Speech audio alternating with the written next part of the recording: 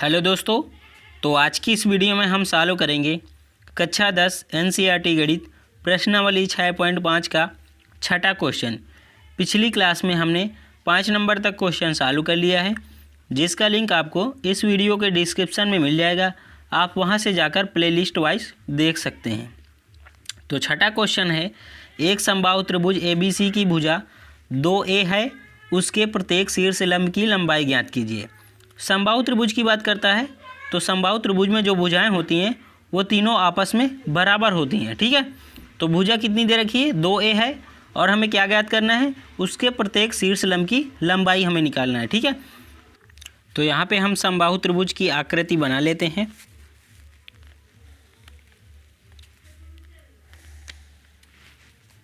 इसकी सभी भुजाएं आपस में बराबर होती हैं। इसको हम a नाम दे देते हैं, यहाँ पे b और यहाँ पे c। ठीक है, जो इसकी भुजा की लंबाई दे रखी है वो 2a है। ये भुजा यहाँ से 2a है।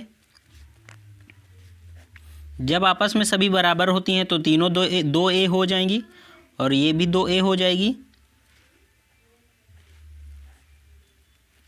ये भी 2a हो जाएगी। ठीक है,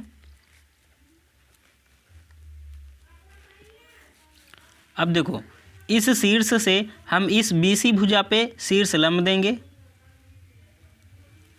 ये हमने शीर्ष लंब दिया तो यहाँ पे ये 90 अंश का कोण बनाएगा। ठीक है, दोनों तरफ 90 अंश का कोण बनेगा। अब आपको एक बात और याद रखनी है, समबाहु त्रिभुज में शीर्ष लंब और माध्यिका एक ही बिंदु पे होते हैं। ठीक है, तो ये शीर्ष लंब है और इसको माध्यिका कहेंगे तो माध्यिका भी है, क्योंकि समबाहु त्रिभुज में, केवल समबाहु त्रिभुज में माध्यिका और शीर्ष लंब एक ही बिंदु पे होते हैं, यहीं पे आएंगे। अगर हम माध्यिका खींचेंगे तो भी यहीं पे आएगी, शीर्ष लंब खींचेंगे तो भी यहीं पे आएगी। ये पूरी यहाँ BC भुजा कितनी है, 2a है, तो ये पार्ट कितना हो जाएगा, अगर इस बिंदु का नाम हम यहाँ पे E दे देते हैं तो BE की लंबाई कितनी आ जाएगी, a आ जाएगी, क्योंकि पूरी BC भुजा कितनी है, 2a है, तो इसकी आधी ये माध्यिका है और शीर्ष लंब दोनों समबाहु त्रिभुज में एक ही होते हैं। ठीक है, तो ये आधी भुजा हो जाएगी इतनी और आधी भुजा इतनी हो जाएगी, तो a बचेगी, तो इसको हमने यहाँ पे नाम a दे देते हैं। ठीक है, a, और ये a हो जाएगी, ये वाली भी a हो जाएगी और ये वाली भी a हो जाएगी। ठीक है, अगर इस शीर्ष से हम AC भुजा पे लंब डालेंगे तो यहाँ पे हम लंब डाल देते हैं। ठीक है, ये हमने लंब डाला, यहाँ पे ये जो है कि 90 अंश का कोण बनाएगा और इसका नाम हम दे देते हैं F। ठीक है, अब हम C शीर्ष से AB भुजा पे लंब डालेंगे। ठीक है, तो यहाँ पे हम लंब डाल देते हैं। ठीक है, ये ऐसे लंब आएगा, इसका नाम हम D दे देते हैं, यहाँ पे 90 अंश का कोण बनाएगा। ठीक है, अब एक शीर्ष लंब जो है कि यहाँ पे आप ये समझिए, तीनों जो शीर्ष लंब है आपस में बराबर होंगे। अगर एक शीर्ष लंब की लंबाई हम निकाल लेंगे तो हम तीनों को पता कर, क्योंकि वही सेम होगी। ठीक है, जितनी AE की होगी वही BF की होगी और CD की होगी। ठीक है, तो हम एक शीर्ष लंब की लंबाई निकाल लेते हैं AE की। ठीक है, तो AE को हम निकालने के लिए कौन सा त्रिभुज लेंगे, त्रिभुज AEB। अब ये देखो 90 अंश का कोण यहाँ पे है, तो ये समकोण त्रिभुज है, तो इसको हम निकाल सकते हैं। कर्ण का स्क्वायर बराबर लंब का स्क्वायर प्लस आधार का स्क्वायर। 90 अंश के सामने की भुजा ये वाली है, तो ये कर्ण हो जाएगी और ये वाली लंब हो जाएगी और ये वाली आधार हो जाएगी। हमें क्या निकालना है, शीर्ष लंब निकालना है, ये वाला निकालना है। तो एक शीर्ष लंब निकाल लेंगे तो हम तीनों सेम ही रहेंगे। ठीक है, तो ये वाला हम शीर्ष लंब निकाल लेते हैं। तो ये पूरा त्रिभुज AEB को लेकर चलते हैं। यहाँ पे हम कर्ण का स्क्वायर बराबर लंब का स्क्वायर प्लस आधार का स्क्वायर लगा देंगे। ठीक है, तो यहाँ पे हम पहले लिख लेते हैं, जो जो दिया है यहाँ पे लिख लेंगे पहले हम। त्रिभुज ABC एक समबाहु त्रिभुज है। समबाहु त्रिभुज मतलब उसकी भुजाएं सभी बराबर हैं। ठीक है, समबाहु त्रिभुज है जिसकी प्रत्येक भुजा कितनी दे रखी है, 2a दे रखी है ना, तो लिख लेंगे प्रत्येक भुजा 2a है, तथा शीर्ष लंब हमने क्या क्या बनाया, शीर्ष लंब यह है कि AE है और BF है और CD है, तो लिख लेंगे AE तथा शीर्ष लंब। ठीक है, शीर्ष लंब AE कमा BF कमा और कर लेंगे और CD है। यही 3 शीर्ष लंब है, AE है और यहाँ पे BF है और CD है। ठीक है, तो एक शीर्ष लंब की लंबाई हम निकाल लेंगे तो तीनों की सेम ही होगी, क्योंकि तीनों बराबर ही होंगे। ठीक है, तो हम कौन सा त्रिभुज लेके चलेंगे, ई बी को लेकर चलेंगे तो लिख लेंगे त्रिभुज ए ई बी। हमें तो ए ई भुजा निकालनी है क्योंकि यही शीर्षलंब है, तो हम यहाँ पे लगा देंगे कर्ण का स्क्वायर। पहले हम लिख लेंगे पाइथागोरस प्रमेय से, ठीक है। यहाँ पे लिख लेंगे पाइथागोरस प्रमेय से, ठीक है। कर्ण का स्क्वायर बराबर आधार का स्क्वायर प्लस लंब का स्क्वायर, ठीक है। जो यहाँ पे 90 अंश का कोण है तो इसके सामने की, जब 90 अंश का कोण हो तो आप समझिए उसके सामने की भुजा ही कर्ण होगी। तो यहाँ पे कर्ण क्या है, ए बी है, ठीक है। तो ए बी कर्ण है तो लिख लेंगे, पहले हम नाम लिख लेते हैं भुजा का, ए बी का स्क्वायर बराबर आधार क्या है, आधार यहाँ पे बी ई है तो बी ई का स्क्वायर हो जाएगा। लंब क्या है, लंब है ए ई, ये पूरा लंब है तो ए ई का स्क्वायर कर देंगे। अब यहाँ पे देखो ए बी भुजा कितना दे रखी है, ये पूरी यहाँ से यहाँ तक 2a है तो यहाँ पे 2a का स्क्वायर कर देंगे। बी ई भुजा कितनी दे रखी है, यहाँ से यहाँ तक a है तो a का स्क्वायर कर देंगे। हमें कौन सी भुजा निकालनी है, ए ई, यही हमारा शीर्षलंब है तो इसी को हमें निकालना है। तो इसको हम लिखे रहेंगे ए ई का स्क्वायर, ठीक है। 2a का स्क्वायर करेंगे तो 4a स्क्वायर हो जाएगा, क्योंकि 2 का स्क्वायर 4 आएगा, a का स्क्वायर a स्क्वायर रहेगा। अब ये a स्क्वायर है, इसको हम इस पार भेजेंगे 4a स्क्वायर की तरफ, तो इधर प्लस में है तो बराबर किस पार किस में आएगा, माइनस में आ जाएगा, बराबर ए ई का स्क्वायर, ठीक है। अब 4a स्क्वायर से हम एक a, यहाँ पे एक a स्क्वायर है तो 4a स्क्वायर से एक a स्क्वायर घटा देंगे तो कितना आ जाएगा, 3a स्क्वायर आ जाएगा। तो 3a स्क्वायर बराबर ए ई का स्क्वायर। अब देखो ये स्क्वायर जो है कि हम हटा देंगे तो इस बार किस में आएगा, रूट में आएगा, तो यहाँ पे रूट 3a स्क्वायर बराबर ए ई। तो ए स्क्वायर का वर्गमूल लेंगे, क्या आएगा, ए आ जाएगा, तो ए बाहर कर लेंगे। अब 3 का जो है कि वर्गमूल नहीं होगा तो इसको हम रूट 3 ही कर लेंगे बराबर ए ई। तो ए ई भुजा क्या निकली, ए रूट 3, ठीक है। एक शीर्षलंब हमने निकाला, ए रूट 3 निकला है। अब ए ई भुजा ये है, ए ई भुजा कितनी निकली है, ए रूट 3, ठीक है। तो जब ये वाली भुजा ए रूट 3 है तो ये बी एफ भी ए रूट 3 होगी और सी डी भी ए रूट 3 होगी, क्योंकि शीर्षलंब आपस में बराबर ही होंगे, ठीक है। तो अब हम लिख लेंगे, अतः प्रत्येक शीर्षलंब की लंबाई, प्रत्येक मतलब सभी शीर्षलंब की लंबाई क्या आ जाएगी, यही आ जाएगी, ए रूट 3 आ जाएगी, ठीक है। तो छठा क्वेश्चन हमारा सॉल्व हो चुका है। अब हम अगला क्वेश्चन 7वां क्वेश्चन सॉल्व करते हैं।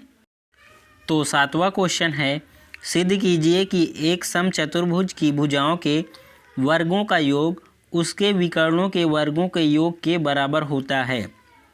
अब पहले हमें समचतुर्भुज के बारे में समझना है, फिर इसके बाद हम इस क्वेश्चन को समझेंगे और सॉल्व करेंगे, ठीक है।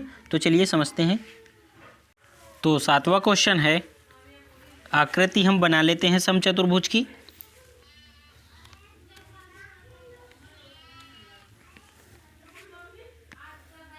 ये हमने एक समचतुर्भुज बनाया, इसका नाम ए बी सी और डी दे देते हैं। अब आपको यहाँ पे समझना है, समचतुर्भुज में सभी भुजाएं आपस में बराबर होती हैं। ए बी भुजा जो है कि बी सी के बराबर है, सी डी के बराबर है और डी ए के बराबर है, मतलब सभी भुजाएं आपस में बराबर हैं।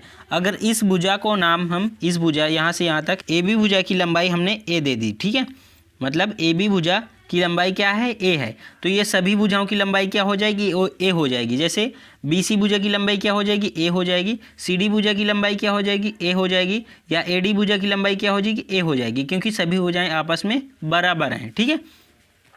ये इसके विकर्ण हो गए डी बी और ए सी, ये एक दूसरे को प्रतिच्छेद करते हैं, जैसे हमने कर दिया, ये यहाँ पे ओ बिंदु पर प्रतिच्छेद करते हैं। अब ये हमने ए सी जो विकर्ण खींचा है, ये डी बी पर यहाँ से ए ओ यहाँ पे लंब गिरता है, आपको समझना है। ये डी बी पर, डी और बी पर, ये जो ए से हमने शीर्ष से ए से यहाँ पे शीर्ष लंब ये खींचा है, यहाँ पे 90 अंश का कोण बनाएगा, ठीक है। ये सी ओ जो है कि ये डी बी पे इधर लंब बना, यहाँ पे लंब बनाएगा, ठीक है। तो 90 अंश के कोण यहाँ पे जहाँ पे प्रतिच्छेद करते हैं वहाँ पे 90 अंश के कोण बनते हैं, ठीक है। तो जो भी आपको हम समझाएं आप समझते रहना है। सबसे पहले इसकी सभी भुजाएं आपस में समान होती हैं। ये जहाँ पे प्रतिच्छेद करते हैं वहाँ पे 90 अंश के कोण बनते हैं, ठीक है। अगर इसको यहाँ से AC भुजा, ये जो AC लंब है और ये DB लंब है, अगर AC को हमने D मान लिया तो ये दूसरा क्या हो जाएगा, दूसरा D2 हो जाएगा। आपस में बराबर नहीं होते विकर्ण, ठीक है। विकर्ण जो है कि आपस में बराबर नहीं होते, ये एक दूसरे को समद्विभाजित करते हैं। ये जो DO की दूरी होगी वही OB की भी होगी। मतलब आपको समझना है, ये यहाँ से यहाँ तक हमने DB खींचा है तो यहाँ पे प्रतिच्छेद करा, ये जो दूरी है O और D की, यही दूरी सेम होगी OB के, ठीक है। इधर क्या है, इधर OA की जो दूरी होगी ये वाली किसके बराबर होगी, OC के बराबर होगी। मतलब यहाँ से यहाँ तक की OC के बराबर होगी, ठीक है। तो यहाँ पे जो जो दिया है हमें यहाँ पे पहले लिख लेंगे। दिया है, क्या क्या दिया है, ABCD एक समचतुर्भुज है, समचतुर्भुज है जिसकी भुजा AB और क्या है, AB BC और ये CD और क्या है, DA है। और विकर्ण क्या है, और विकर्ण AC और DB है, विकर्ण AC और DB है। अभी हमने क्या बताया, भुजाएं आपस में बराबर होती हैं, तो लिख लेंगे AB बराबर किसके है, BC के, और किसके, BC किसके, या सभी बराबर है तो यहाँ पे CD को लिख लेंगे, और AD या DA बात वही है, ठीक है। ये सभी आपस में बराबर होती हैं, ठीक है। अब आपको क्या समझना है, यहाँ पे ये 90 अंश के कोण बनाते हैं। जब 90 अंश के कोण है तो उसके सामने की भुजा क्या होगी, जब त्रिभुज समकोण होगा तो उसके जो 90 अंश की भुजा, 90 अंश का कोण जहाँ पे बनेगा उसके सामने की भुजा कर्ण होती है। हमने पिछले क्वेश्चन में भी समझाया। तो ये 90 अंश का कोण है तो इसके सामने की भुजा ये क्या हो जाएगी, कर्ण हो जाएगी।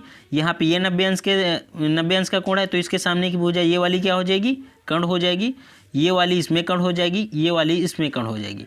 सभी जो त्रिभुज होंगे, ये वाला त्रिभुज AOB, ये जो यहाँ से यहाँ तक त्रिभुज बनता है, ये सभी आपस में जो 4 त्रिभुज दिख रहे हैं आपको, ये सभी बराबर होते हैं।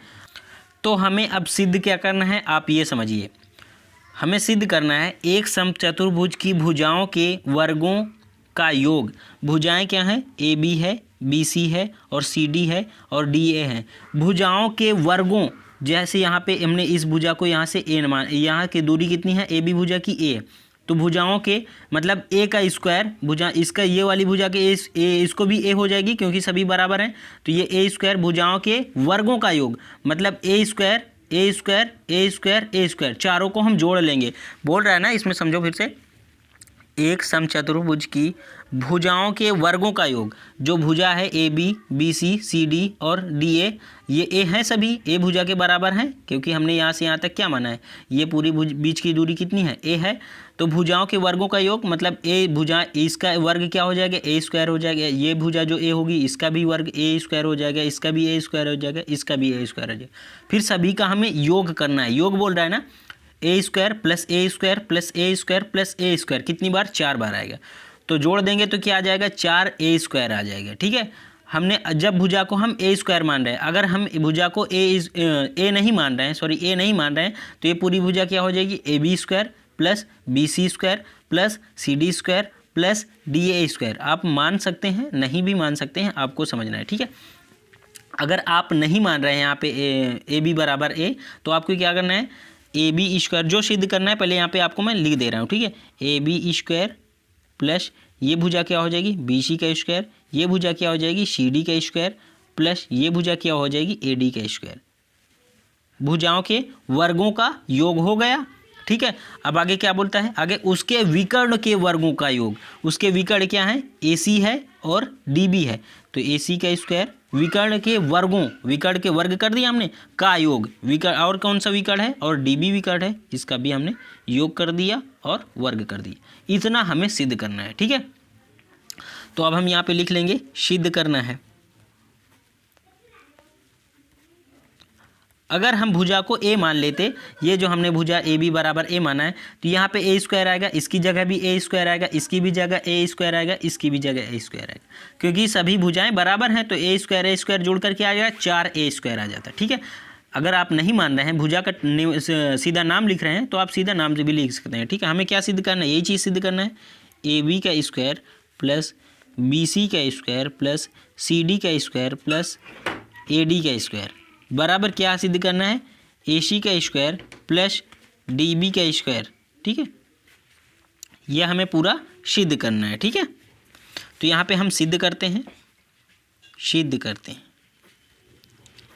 अब आपको ज़्यादा कुछ नहीं करना, आप ये समझिए, त्रिभुज अगर हम ए ओ बी को लेकर चलेंगे तो यहाँ पे 90 अंश का कोण है, इसके सामने की भुजा ये क्या हो जाएगी, कर्ण हो जाएगी। तो लिख लेंगे हम त्रिभुज ए ओ बी में। ठीक है, ये वाला त्रिभुज ए ओ बी में, यहाँ पे 4 त्रिभुज हैं, आपस में सभी बराबर होते हैं। ठीक है, ये वाला त्रिभुज, ये वाला त्रिभुज, ये वाला त्रिभुज, ये वाला त्रिभुज, इनका सभी का क्षेत्रफल बराबर होता है। ठीक है, लेकिन यहाँ पे आपको समझना है, ये जो विकर्ण है, ये वाला विकर्ण जो AC है, ये DB के बराबर नहीं होता है। ठीक है, यहाँ पे जो प्रतिच्छेद करते हैं ये इक्वल होते हैं। ठीक है, अब ये वाला त्रिभुज हमने लिया, तो यहाँ पे हम लिख लेंगे पाइथागोरस प्रमेय से। अब यहाँ पे हम पाइथागोरस प्रमेय लगा देंगे ए ओ बी में, तो यहाँ पे कर्ण का स्क्वायर बराबर लंब का स्क्वायर प्लस आधार का स्क्वायर। 90 अंश, ये 90 अंश का कोण है, तो इसके सामने की ये वाली भुजा क्या हो जाएगी, कर्ण हो जाएगी। तो ए बी का स्क्वायर, फिर चाहे हम आधार इसको ले लें, चाहे आधार इसको ले लें, चाहे इसको लंब ले लें, चाहे इसको लंब ले लें, लेकिन आपको सीधा से याद रखना है 90 अंश के सामने की भुजा क्या होती है, कर्ण होती है। तो ए बी क्या हो जाएगी, कर्ण हो जाएगी।